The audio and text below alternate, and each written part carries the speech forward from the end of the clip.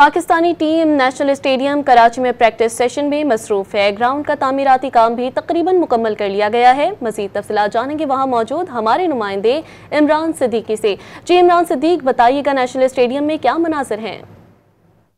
बिल्कुल, इस वक्त मैं मौजूद हूँ नेशनल स्टेडियम कराची में, जहां पाकिस्तान क्रिकेट टीम जो है वो 3 मुल्की सीरीज़ के लिए प्रैक्टिस सेशन में मसरूफ़ है। पहले मैच में पाकिस्तान को न्यूजीलैंड के हाथों बड़ी शिकस्त हुई और यहाँ पर पाकिस्तान को अगर फाइनल में जाना है तो जनूबी अफ्रीका को हराना भी है और एक अच्छी मार्जिन से कामयाबी जो है वो पाकिस्तान टीम को दरकार होगी। तमाम प्लेयर्स यहाँ पर प्रैक्टिस सेशन में मसरूफ़ हैं। हारिस रऊफ जो कि इंजरी का शिकार थे वो भी ग्राउंड में मौजूद है, लेकिन प्रैक्टिस सेशन में हिस्सा जो है वो नहीं ले रहे। यहाँ पर 12 फरवरी को पाकिस्तान और जनूबी अफ्रीका की टीमें मद्दे मुकाबिल होंगी और कल 11 फरवरी यहाँ पर ओपनिंग सेरेमनी भी होगी ग्राउंड की। और ग्राउंड की जहाँ तक बात है तो तमाम तर जो तैयारियां हैं वो मुकम्मल कर ली गई हैं। ग्राउंड की स्क्रीन की अगर मैं बात करूं, एनक्लोजर्स की अगर मैं बात करूं, नई बिल्डिंग मेरे अकब में आपको नज़र आ रही होगी।